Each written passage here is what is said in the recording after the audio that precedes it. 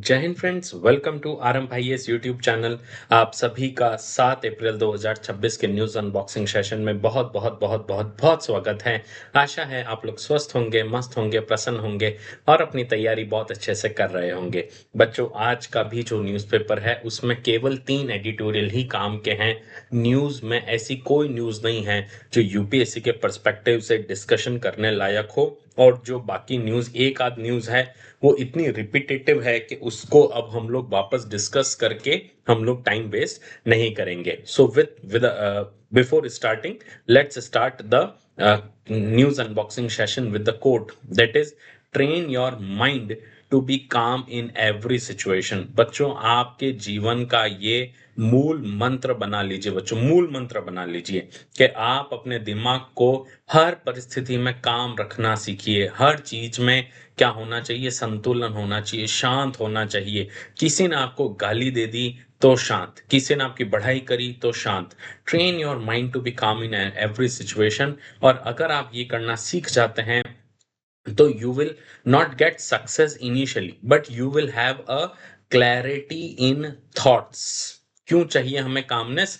Because हमें क्या मिलेगी? क्लैरिटी इन थॉट्स जो है ये हमें मिलेगी। और अगर क्लैरिटी इन थॉट्स है तो आपके जो डिसीजन है वो डिसीजन बहुत ज्यादा क्या होंगे? डिसीजंस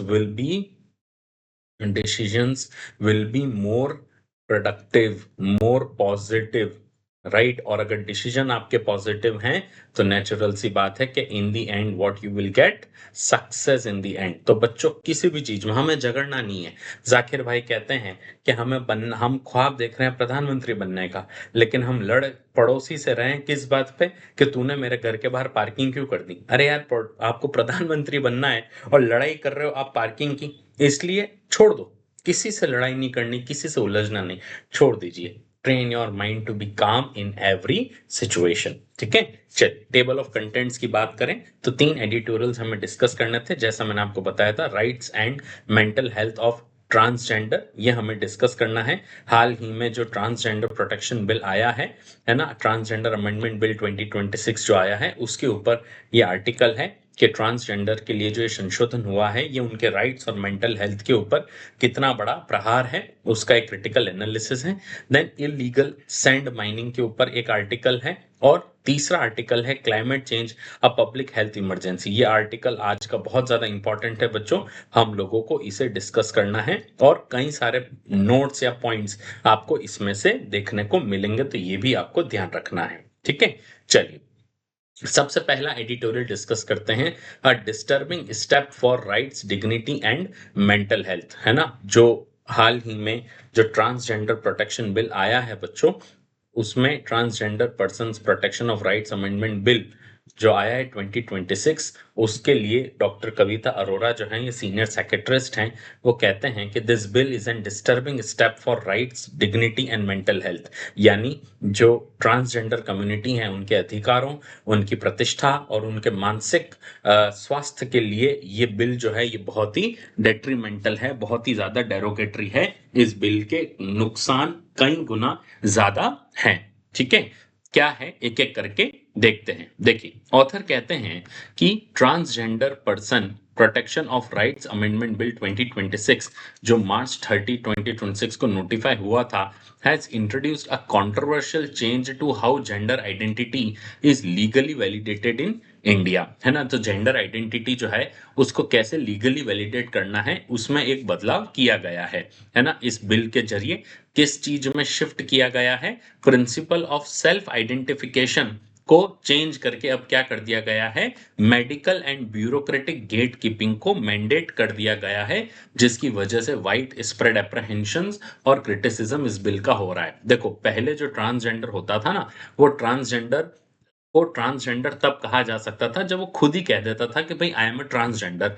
तो अगर उसने सेल्फ आइडेंटिफाई कर दिया है तो वो ट्रांसजेंडर कहलाएगा। लेकिन इस बिल ने क्या कर दिया है कि आपको मेडिकल चेकअप के बाद ही आपको क्या कंसीडर किया जाएगा?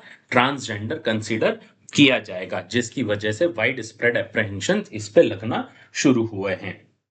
ठीक है, आगे बढ़ते हैं। Critics argue that the bill violets the fundamental rights of bodily autonomy, जो हम और कई लोग कहते हैं कि जो बिल है it violets the fundamental principle of bodily autonomy, कि भाई मेरे बॉडी के साथ मुझे क्या करना है ये मेरा फंडामेंटल प्रिंसिपल है, ये बिल उसको वायलेट करता है। And constitutional morality established by the judiciary while simultaneously taking a public mental health emergency for historically marginalized community। है ना भाई, देखो इस बिल में प्रॉब्लम क्या है, जो लोग इसके पक्ष में हैं वो ये कह रहे हैं कि भाई देखो आप लोगों को इसमें प्रॉब्लम क्या है, अगर कोई मेडिकल में चेकअप करके ये पता कर रहे हैं कि ट्रांसजेंडर है तो ठीक बात है, क्या कोई दिक्कत वाली बात नहीं है।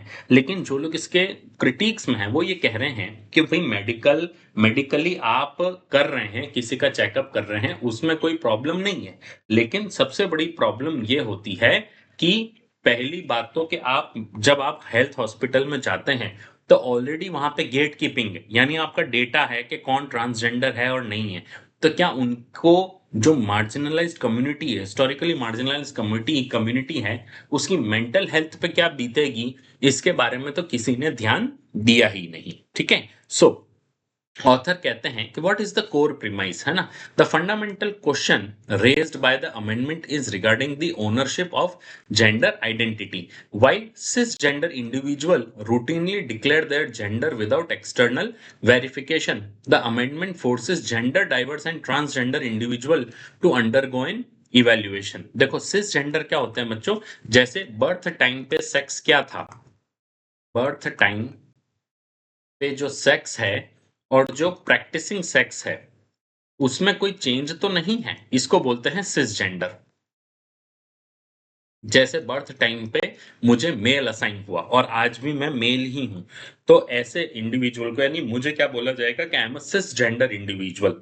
बर्थ टाइम पे भी मेल था और अभी भी मैं मेल इंडिविजुअल हूं, तो इसको बोला जाएगा सिसजेंडर। तो आप किसी भी सिसजेंडर यानी नॉर्मल रेगुलर मेल और फीमेल आप समझ लीजिए उन्हें सिसजेंडर बोला जाता है ना। तो आप जब भी हॉस्पिटल जाते हैं तो आपकी शक्ल देख के ही आपको टिक कर दिया जाता है कि भाई मेल है या फीमेल है, या आपसे पूछ लेंगे कि मेल है या फीमेल है। आपका कोई चेकअप होता है क्या कि आप मेल हो कि फीमेल हो, पहले चेक कराओ, हम ऐसे कैसे मान लें। लेकिन ये अमेंडमेंट जो है ये फोर्स करता है जेंडर डाइवर्स और ट्रांसजेंडर को कि आप क्या करें, मेडिकल इवेल्युएशन में आप आगे अब मेडिकल इवेल्युएशन तो आपको कराना ही है, right. This mandatory external validation is seen as an direct violation of human dignity, is direct violation of human dignity, autonomy and mental well-being। तो जो मेंटल वेलबींग है, ऑटोनॉमी है, ह्यूमन डिग्निटी है, उसका सीधा सीधा ये क्या दिखा है, ये जो बिल है ये क्या करता है, वायलेट करता है, ये एक्सटर्नल वैलिडेशन। ठीक है, ऑथर आगे कहते हैं कि भाई हम लोगों जो प्रोग्रेस किया था ना, उस प्रोग्रेस को अब हम रिग्रेशन में बदलने जा रहे हैं। ऑथर इसमें एक एग्जांपल देते हैं NALSA versus union of India 2014 के जजमेंट का, जहां पे और जहां पे ये एक वाटरशेड रूलिंग थी which recognise the transgender person as a legitimate gender identity and establish the principle of self identification. तो जो सुप्रीम कोर्ट था उसने सेल्फ आइडेंटिफिकेशन के प्रिंसिपल को खुद ही सुप्रीम कोर्ट ने क्या किया था, सेल्फ आइडेंटिफिकेशन के प्रिंसिपल को इस्टेब्लिश किया था। और सेल्फ आइडेंटिफिकेशन का जो प्रिंसिपल है ये आर्टिकल 14 जो हमारे फंडामेंटल राइट है कहाँ कहाँ मौजूद है, article 14 equality before law, article 15, article 19 and article 21 के तहत जो है ये सेल्फ आइडेंटिफिकेशन का प्रिंसिपल ऑलरेडी मौजूद है। तो जो सेल्फ आइडेंटिफिकेशन का प्रिंसिपल नालसा जजमेंट दिया था ये सीधा सीधा उसको क्या कर रहा है, ये नया बिल उसको खत्म करते हुए पा रहा है। देन 2019 में transgender person protection of rights act 2019 भी क्या किया था, सरकार ने पास किया था। सेम बीजेपी गवर्नमेंट ने ही पास किया था जो अभी इसमें अमेंडमेंट लेके आई है। So aligned with NALSA framework on self identification, it created an enabling environment for welfare, education and gender affecting health care practice. तो 2019 में 2014 में जजमेंट आ गया था, लेकिन 2019 में नालसा जजमेंट को ध्यान में रखते ही इसने भी जो ये एक्ट बना था 2019 में उसने भी सेल्फ आइडेंटिफिकेशन को ही मोटिवेट करने के लिए कहा था कि आप सेल्फ आइडेंटिफाई कर सकते हैं, कोई भी ट्रांसजेंडर जो है वो खुद को सेल्फ आइडेंटिफाई कर सकता है, कोई दिक्कत वाली बात नहीं है। ठीक है, देन 2026 का जो अमेंडमेंट है इसने इसको पूरी तरह से रिवर्स कर दिया. It completely reverses the NALSA mandate by introducing medical and bureaucratic gatekeeping. Transgender persons must now assess by medical board and obtain certification from district magistrate. यानी आपने उसे गेट पे खड़ा कर दिया, क्या पता उसे मिलेगा कि नहीं मिलेगा. और समाज में जो ऑलरेडी आप लोगों ट्रांसजेंडर्स के प्रति जो हीन भावना मौजूद है, अब क्या ये चीज उसको बढ़ाएगा कि नहीं बढ़ाएगा, क्योंकि अब आपने क्या कर दिया, मेडिकल एंड ब्यूरोक्रेटिक जो है आपने असेसमेंट कर दिया, अब सेल्फ आइडेंटिफिकेशन आपने खत्म कर दिया. ठीक है. ऑथर कहते हैं कि this will also create a problem of the biomarkers, क्योंकि ऑलरेडी हमारे पास बायोमार्कर्स कम है. So there is no evaluative biomarker for gender identity. So forcing and evaluation relies on archaic, invasive and potentially abusive examination, that is genital inspections, violating bodily autonomy and right to privacy, जो Puttaswamy judgement के साथ में आया था, जो article 21 का core जो है फंडामेंटल राइट हमारा माना गया है. तो जैसे कोई भी मेल या फीमेल जाता है, उससे तो ये नहीं पूछा जाता है कि भाई जो है आप मेल हो या फीमेल हो, सीधे सीधे उसको देखा जाता है और कहा जाता है ठीक है भाई मेल हो आगे बढ़ो, भाई आप मेल हैं तो आप उस चेंबर में चले जाइए, फीमेल है तो उस चेंबर में चले जाइए और अपना एग्जामिनेशन करा लीजिए. लेकिन अब जो ट्रांसजेंडर अपना चेकअप कराने जाएगा, उसे एक अब्यूजिव एग्जामिनेशन को पास करना पड़ेगा, क्योंकि और खास करके इसमें अब्यूजिव एग्जामिनेशन कैसा होगा, जेनिटल इंस्पेक्शन का होगा, क्योंकि उसमें जो है आपको ट्रांसजेंडर है तो पूछेंगे तो है ना कि ट्रांसजेंडर कैसे हो, you have a body of a male but genitals of female, या you are a female but you have a genitals of male. तो it will violate the bodily autonomy, right? Then author कहते हैं कि there is also the case of administrative hurdles. District level medical boards are already overburdened. Introducing this bureaucratic layer will deter individual from seeking state welfare and push them further to the margins. सीधी सी बात है कि already जो district medical boards हैं, ये इनके पास कई तरह के केसेस हैं, कई तरह के बच्चों.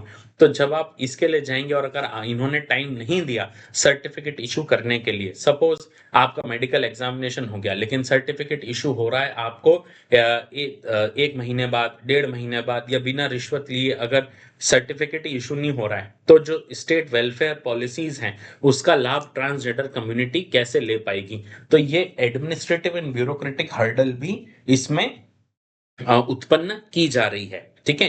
Then mental health fall out and crisis in making की अगर बात करें तो ऑथर कहते हैं कि भाई there is a case of extreme vulnerability, है ना. जो ये जो बिल है ये एक एक्सट्रीम वनरेबिलिटी का भी केस है. क्यों?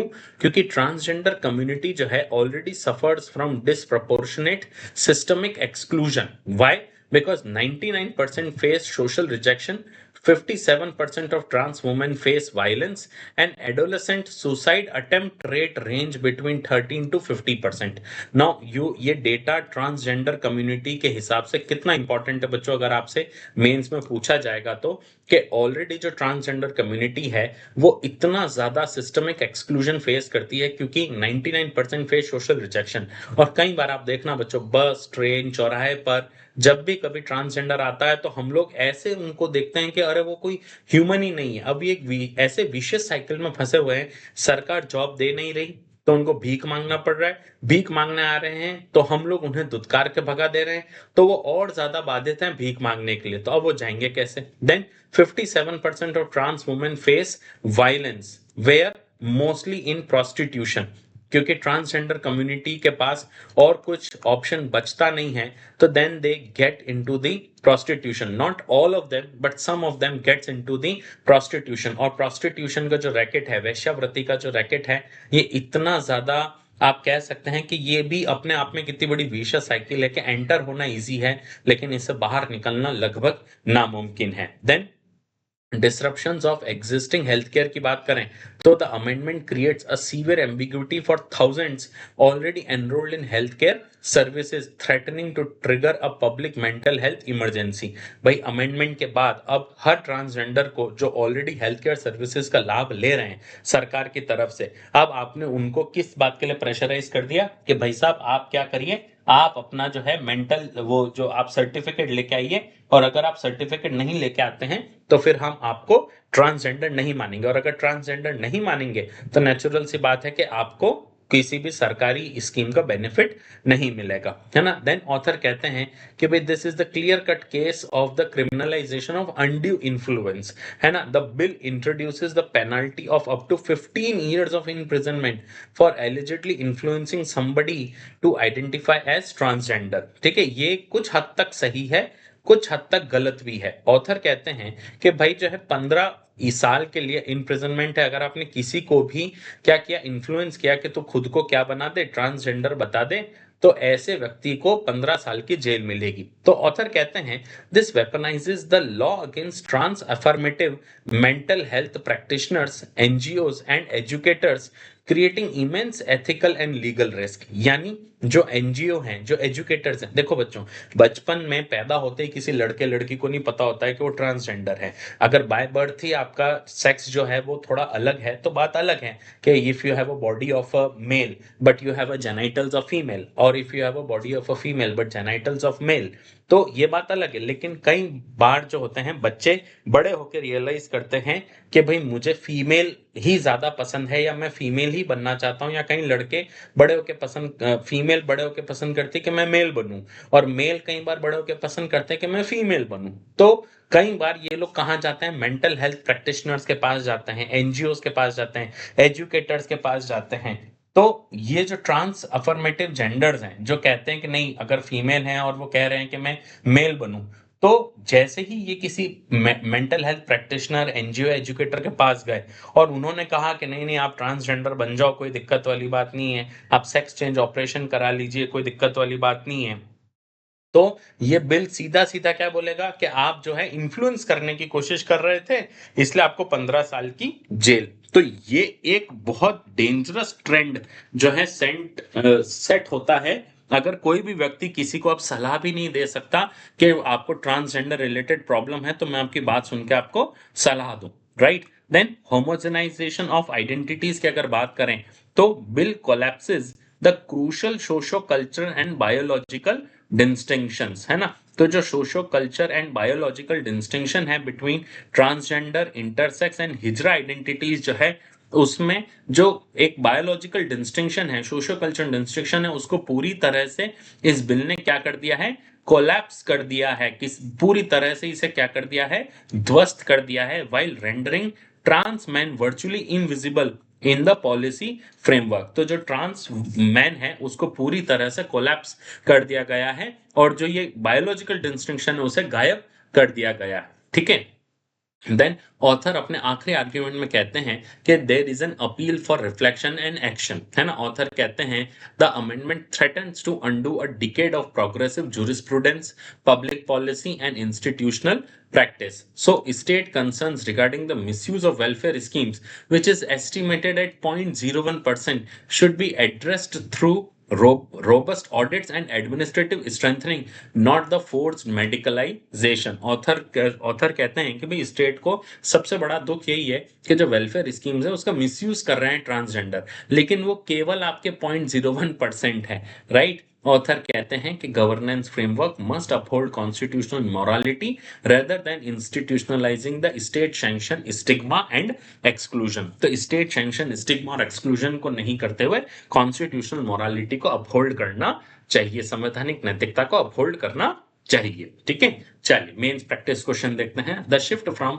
Self identification to medical gatekeeping in the transgender person protection of rights amendment bill 2026 represent a regression in the constitutional morality. Analyze this statement. Transgender व्यक्ति अधिकारों का संरक्षण संशोधन विधेयक 2026 में आत्म पहचान से मेडिकल गेट कीपिंग में बदलाव संवैधानिक नैतिकता में गिरावट का प्रतिनिधित्व करता है। इस कथन का विश्लेषण करें। जीएस पेपर 2 से संदर्भित क्वेश्चन है, 250 वर्ड्स में आपको लिखना है, 15 मार्क्स का ये पूरा क्वेश्चन है। अगर आपने अपना आंसर लिखा है तो आप अपना आंसर iasrambh@gmail.com पे भेज सकते हैं, जहां पर आपके आंसर का फ्री वैल्यूएशन 2 आवर्स के अंदर अंदर करके विथ प्रोज एंड कॉन्स हम आपको आपका आंसर वापस भेजते हैं, ताकि आपकी मेंस की प्रिपरेशन और अच्छे से हो सके, ठीक है। चलिए बढ़ते हैं अगले न्यूज की तरफ, है ना, अरेस्ट द ग्रीफ। हाल ही में जो सेंट्रल इंडिया में इलीगल सैंड माइनिंग हो रही है और जिसकी वजह से कई हजारों जानें जो खतरे में आ जाती है, उसके ऊपर ये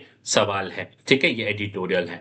the editorial discusses the severe ecological and security crisis in national Chambal घड़ियाल sanctuary driven by rampant illegal sand mining, है ना, driven by illegal sand mining. Despite bans by Supreme Court and National Green Tribunal, a heavily armed sand mafia dubbed as modern dacoits continue to operate, exploiting jurisdictional gap between Rajasthan, Madhya Pradesh and Uttar Pradesh, है ना। तो ये जो jurisdictional gaps है, इसको exploit करते हुए sand mafia अभी भी एक्टिव है, right. This editorial piece highlights state apathy, socio-economic vulnerabilities driving local youth into syndicates, and need for structural governance reform from over mere judicial crackdown or legalized exploitation। ठीक है, एक एक करके सारे arguments पढ़ते हैं। ऑथर कहते हैं कि भाई ecological significance and resource curves की बात करें तो नेशनल चंबल घड़ियाल sanctuary is a vital lotic ecosystem. Lotic ecosystem मतलब फ्लोइंग वाटर इकोसिस्टम है,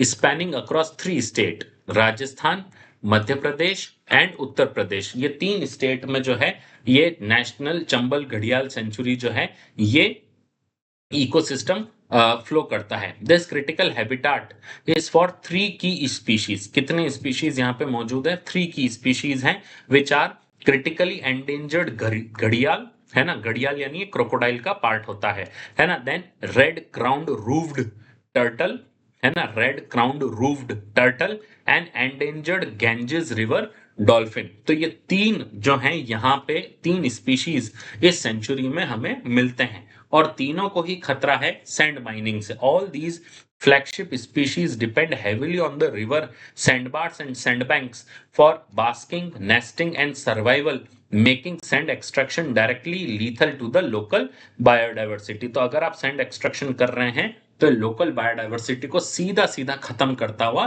पाया जाता है। ठीक है, देन ऑथर कहते हैं कि भाई the rise of sand mafia and internal security challenge की बात करें तो powerful sand mining mafia erupted to meet the demand of north India's construction boom, ruthlessly exploiting jurisdictional gaps between 3 sharing state. कैसे ये जुरिस्डिक्शनल गैप को क्या करते हैं? खत्म करते हैं। जैसे राजस्थान का जो लैंड माफिया है वो उत्तर प्रदेश में जाके सैंड लेके आएगा और फिर उत्तर प्रदेश से राजस्थान ले आएगा। तो अब राजस्थान का है, उत्तर प्रदेश में क्राइम कर रहा है तो वो इधर आ जाएगा। फिर उत्तर प्रदेश का लैंड माफिया राजस्थान से मिट्टी लेके जाएगा, मध्य प्रदेश का लैंड माफिया बाकी 2 से मिट्टी लेके जाएगा और दूसरे स्टेट में चला जाएगा। So this mafia operates as a highly organised crime syndicate. From 2017 to 2024 they have routinely mowed down forest guards and police officers using tractor trolleys. यानी जो भी फॉरेस्ट गार्ड्स थे और पुलिस ऑफिसर्स थे उनको रूटीनली इन्होंने क्या किया है? इन्होंने मार डाला था।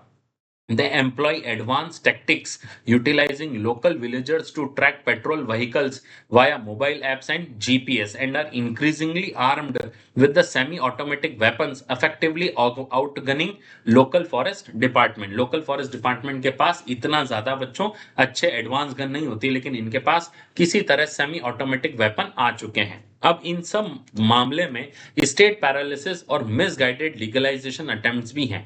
State governments have largely passed the buck instead of enforcing the ban mandated by Supreme Court and NGT. State government जो है वो केवल एक जो ये दोष है ये दूसरे स्टेट पर डालने में आदि हो चुकी है, न तो वो सुप्रीम कोर्ट के बैन को मानती है ना एनजीटी के, right. Frustrated by the enforcement failure, Madhya Pradesh and Rajasthan attempted to effectively bypass conservation laws by protecting to legalise sand minings in specific districts within the century. अब कई बार एनफोर्समेंट फेलियर से नहीं हो पा रहा है, फ्रस्ट्रेट हो गए, तो मध्य प्रदेश और राजस्थान ने तो सैंड माइनिंग को लीगलाइज ही कर दिया है। कुछ डिस्ट्रिक्ट्स में तो साफ साफ लीगलाइज कर दिया है, तो कंजर्वेशन लॉज को बाईपास करते हुए उसे लीगलाइज कर दिया है। So these regressive proposals were successfully stalled and blocked by NGT and supreme court respectively. भले इन्होंने करने की कोशिश की लेकिन एनजीटी और सुप्रीम कोर्ट ने इसे रोकने में बहुत कारगर भूमिका निभाई है। ऑथर कहते हैं कि अपने एंड कंक्लूजन में वो कहते हैं कि what are the socio economic dimension and judicial intervention.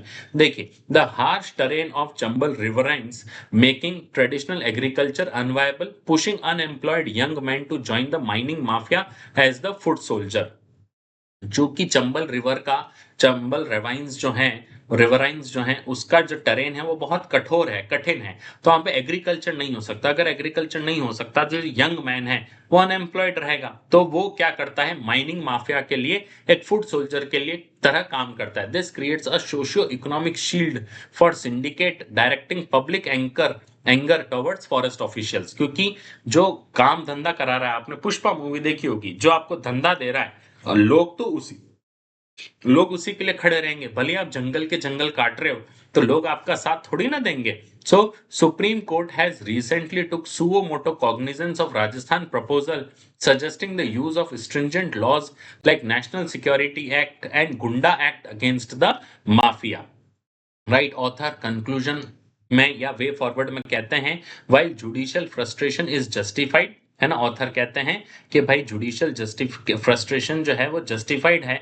The court must focus on disciplining the regulator rather than taking over the regulatory role itself. Force alone cannot resolve an illicit economy rooted in livelihood grievances. The state must ensure the restoration of lawful livelihoods alongside the even-handed enforcement, है ना। Author कहते हैं कि court को जो है regulator बनने की जरूरत नहीं है, आप खुद रेगुलेटरी अथॉरिटी बनने की जरूरत नहीं है। आप रेगुलेटर को डिसिप्लिन कीजिए, आप उनसे टाइम टू टाइम रिपोर्ट ले लीजिए, और ये देखिए कि लॉफुल लाइवलीहुड जो है वहां पे क्या हो, पनपे। ठीक है, चलिए मेंस प्रैक्टिस क्वेश्चन देखते हैं। बहुत इंपॉर्टेंट मेंस प्रैक्टिस क्वेश्चन है बच्चों, है ना। एनवायरमेंट से जुड़ा हुआ या पॉलिटी से जुड़ा हुआ, गवर्नेंस से जुड़ा हुआ। In the context of illegal sand mining crisis in Chambal, critically examine the role of judiciary in environmental governance. Why it is argued that court should discipline the regulator rather than replacing it. Chambal में अवैध रेत खनन संकट के संदर्भ में पर्यावरण प्रशासन में न्यायपालिका की भूमिका का आलोचनात्मक परीक्षण करें। यह तर्क क्यों दिया जाता है कि न्यायालय को नियामक को बदलने के बजाय उसे अनुशासित करना चाहिए। जीएस पेपर 2 से संदर्भित क्वेश्चन है, 150 वर्ड्स में आपको लिखना है, 10 मार्क्स का क्वेश्चन है। अगर आपने अपना आंसर लिखा है तो आप अपना आंसर iasrm@gmail.com पे भेज सकते हैं, जहां पर आपके आंसर का फ्री वैल्यूएशन करके within 2 hour with pros and cons हम आपको आपका आंसर वापस भेजते हैं, ताकि आपकी मेंस की प्रिपरेशन और अच्छे से चल सके। चलिए थर्ड न्यूज पे आते हैं। Climate change as a public health emergency, है ना। एक एक करके सारे आर्ग्यूमेंट को कहते हैं, देखते हैं। The discourse around climate change often centers on environmental degradation, extreme weather and economic losses. जब भी climate change की बात होती है तो लोग क्या कहने लग जाते हैं, हाँ भाई environmental degradation हुआ है, extreme weather हो गया है और economic loss हो रहा है। However, this editorial highlights a critical, often overlooked dimension, that is broad spectrum public health emergency triggered by shifting planetary patterns. जो पब्लिक हेल्थ इमरजेंसी आई है क्लाइमेट चेंज की वजह से, जो हमेशा ओवरलुक कर दिया जाता है, ऑथर इस चीज के बारे में बात करते हैं कि कैसे जो है पब्लिक हेल्थ इमरजेंसी भी आई है क्लाइमेट चेंज की वजह से। In India, climate change is actively exacerbating existing diseases, expanding the geographical reach of vector-borne illness, intensifying heat stress and pollution, and severely threatening food and national nutritional security. जो climate change है ये केवल अब environmental degradation तक सीमित नहीं है, ये जो एग्जिस्टिंग डिजीज है उसको बढ़ाने में काम कर रही है। वेक्टर बॉर्न इलनेस अब अलग अलग देशों से, एक देश से दूसरे देश फैल रहा है। हीट स्ट्रेस जो है ये रोज प्रतिदिन स्ट्रेस जो है बढ़ रहा है, एयर पॉल्यूशन बढ़ रहा है, और इसकी वजह से फूड एंड न्यूट्रिशनल सिक्योरिटी को जो है उस पर एक खतरा भी मंडराता हुआ दिख रहा है। सो क्लाइमेट चेंज, ऑथर कहते हैं, द हिडन मेडिकल क्राइसिस। क्या climate change is not just an environmental issue, it is the catalyst for multifaceted medical crisis, है ना। जैसे अर्बन वल्नरेबिलिटी की अगर बात करें तो excess rainfall and recurrent waterlogging in mega cities like Mumbai overwhelm sanitation infrastructure, leading to the outbreaks of waterborne infections such as cholera, typhoid, hepatitis A and leptospirosis। ठीक है, ये ध्यान रखना, कई बार जो मेगा सिटीज में वाटर लॉगिंग होता है, खास करके मुंबई जैसे शहर में, दिल्ली में, तो इसकी वजह से जो वाटर बॉर्न डिजीज है जैसे cholera, typhoid, hepatitis A, leptospirosis, ये सब भी बढ़ रही है। रूरल वल्नरेबिलिटी की बात करें तो ये तो और खतरनाक है। Conversely, drought prone region face severe water scarcity, forcing reliance on unsafe water sources, which drives up the diarrheal diseases and chronic dehydration। तो अगर जहां पानी की कमी है वहां पे डायरियल डिजीज होती है क्योंकि आप गंदा पानी पीते हैं, और क्रॉनिक डिहाइड्रेशन का आप शिकार हो जाते हैं। ऑथर कहते हैं एक्सपेंडिंग डिजीज रिस्क, ये और खतरनाक है। Shifting disease Windows, altered seasonal patterns, changing temperature and erratic rainfall disrupt the established epidemiological trends and prolong pollen seasons, जो एलर्जीज को बढ़ावा देता है। तो जो सीजनल पैटर्न्स चेंज हुए हैं जिसकी वजह से टेम्परेचर बदला है, रेनफॉल जो है वो एरेटिक हो गई है, यानी कभी आती है कभी नहीं आती है, उसने जो एपिडेमियोलॉजिकल ट्रेंड्स हैं और प्रोलॉन्ग पोलन सीजन्स हैं उसमें भी बढ़ोतरी की है, जिससे एलर्जीज जो हैं ये बड़े लेवल पर बढ़ी है हर रीजन में। जियोग्राफिकल एक्सपेंशन की बात करें तो vector borne disease are spreading to new territories where community lack prior immunity and health care system are unprepared. तो जो न्यू टेरिटरीज हैं वहां पे वेक्टर बॉर्न डिजीजेस जो हैं वहां पे स्प्रेड हो रही है जहां की कम्युनिटी तैयार ही नहीं है, एक्चुअली इम्यून ही नहीं है, और हेल्थ केयर सिस्टम वहां पे प्रेजेंट ही नहीं है। जैसे डेंगू इन दिल्ली एनसीआर की बात करें तो peak transmission window has shifted from September to November due to prolonged warmer and rainier conditions suitable for mosquito population. तो जो ये पीक ट्रांसमिशन विंडो जो है ये सितंबर की जगह अब कब शिफ्ट हो गई है, नवंबर में शिफ्ट हो गई है, क्योंकि वार्मर और रेनियर कंडीशन होती है मॉस्किटो के पॉपुलेशन को सस्टेन करने के लिए नवंबर में। मलेरिया का अगर एल्टीट्यूड शिफ्ट की बात करें तो historically confined to Gangetic plain and central India, malaria is now being reported in cooler higher altitudes like Himachal Pradesh. अब आप सोचिए ये कितना इंपॉर्टेंट फैक्ट है कि हिमाचल प्रदेश जैसे एरिया में भी मलेरिया जो है ये शिफ्ट हो रहा है, जो पहले गैंगेटिक प्लेन्स और सेंट्रल इंडिया तक ही कन्फाइंड था, राइट। क्योंकि जो डेंगू वाला मच्छर है वो ठंडे जगह पर नहीं रह सकता, लेकिन अब हिमाचल प्रदेश जैसी जगह पर भी हाई ऑल्टीट्यूड रीजन में भी मलेरिया देखने को मिल रहा है, राइट। देन ऑथर कहते हैं कि what are the climate change threats we are seeing. सबसे पहला है the cooling paradox and air pollution. Hotter summer increase reliance on air conditioning, driving up the greenhouse gas emissions.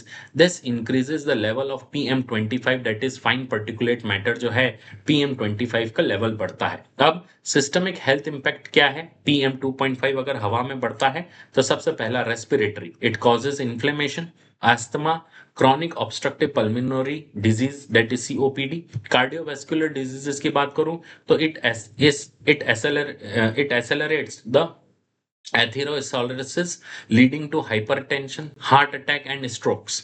renal diseases की बात करूं तो it impairs filtration efficiency contributing to chronic kidney diseases। अब आप सोचिए, आप ज्यादा गर्मी है तो आप ज्यादा जो है एयर कंडीशनिंग का यूज करेंगे और कर ही रहे हैं, जिसकी वजह से क्या हो रहा है कि जो आप ये अगर यूज कर रहे हैं, हायर एयर कंडीशनिंग का यूज कर रहे हैं, तो इसका सबसे बड़ा नुकसान हमें क्या हो रहा है कि सिस्टम में PM2.5 जो है ये आ रहा है, जिसकी वजह से respiratory, cardiovascular and renal diseases ये सब मिल रहे हैं। Then extreme heat stress, heat forces the cardiovascular system to overwork. This disproportionately impacts the outdoor manual labors. States like Odisha, Telangana, Vidarbha are reporting the rising heat strokes death, right? Then urban heat island effect, rising nighttime temperatures in cities like Delhi NCR, है ना, in Delhi NCR and Mumbai eliminate the psychological recovery window needed to cool down after day time heat exposure. अब आप सोचिए जो night time भी temperature भी बढ़ रहा है उसको कूल होने का समय ही नहीं मिल रहा है, क्योंकि नाइट टाइम का टेम्परेचर भी बढ़ रहा है। तो इसकी वजह से जो पूरे शहर हैं वो अर्बन हीट आइलैंड इफेक्ट को दिखा रहे हैं। और मैटरनल एंड इन्फेंट हेल्थ की बात करें तो exposure to extreme heat and pollution is directly linked to preterm birth and low birth weight. तो जो लो बर्थ वेट है और प्री टर्म बर्थ है, यानी 9 महीने पूरे होने से पहले ही बर्थ हो जाना, इसमें हमें क्या देखने को मिल रहा है, ज्यादा जो है एक्सपोजर देखने को मिल रहा है। देन ऑथर अपने कंक्लूडिंग रिमार्क में कहते हैं कि क्लाइमेट चेंज जो है वो फूड सिक्योरिटी को कैसे जो है इम्पैक्ट कर रहा है। Agriculture disruption, unseasonal rains and extreme weather disrupt the crop cycles leading to reduce productivity and food shortages, है ना। हिडन हंगर की बात करें तो climate change cause a decline in nutritional quality of the food crops coupled with food inflation. This leads to the widespread micronutrient deficiency and chronic malnutrition, particularly in children. ठीक है, natural सी बात है। Allied sector impact की बात करें तो heat stress in cattle reduces milk production, है ना, directly compromising infant and child nutrition. और ये एक विशियस साइकिल है। Poor nutrition leads to weakened immunity, increasing the population's vulnerability to varied diseases, climate changes amplifying, है ना। तो natural सी बात है कि पुअर न्यूट्रिशन है तो पॉपुलेशन के अंदर जो डिजीज को जो वनरेबिलिटी है वो और ज्यादा बढ़ेगी ही बढ़ेगी, right. Last main practice question देखते हैं। Examine the cascading effect of the climate induced extreme weather events on India's food security and nutritional outcome। Bharat की खाद्य सुरक्षा और पोषण संबंधी परिणामों पर जलवायु प्रेरित चरम मौसम की घटनाओं के व्यापक प्रभावों की जांच करें। जीएस पेपर 3 से जुड़ा हुआ सवाल है। 150 वर्ड्स में आपको लिखना है। 10 मार्क्स का क्वेश्चन है। अगर आपने अपना आंसर लिखा है तो आप अपना आंसर iasrm@gmail.com पे भेज सकते हैं, जहां पर आपके आंसर का फ्री वैल्यूएशन 2 घंटे के अंदर अंदर करके विथ प्रोज एंड कॉन्स हम आपका आंसर वापस भेजते हैं। ठीक है, चलिए आज के लिए बस इतना ही। Make this day great. ये चैनल को सब्सक्राइब करना मत भूलिएगा। Do support us. आप लोगों का प्यार अगर हमें मिलता रहेगा तो हम इसी तरह कंटेंट रोज इसी समय बनाते रहेंगे। Like this video, share this video to your friends group. ज्यादा से ज्यादा बच्चे अगर इसमें जुड़ेंगे तो हमारे लिए मोटिवेशन भी ज्यादा होगा, right. Thank you so very much. मैं मिलूंगा आपसे कल सुबह वापस इसी समय। तब तक के लिए keep learning, keep revising and stay curious. Bye bye.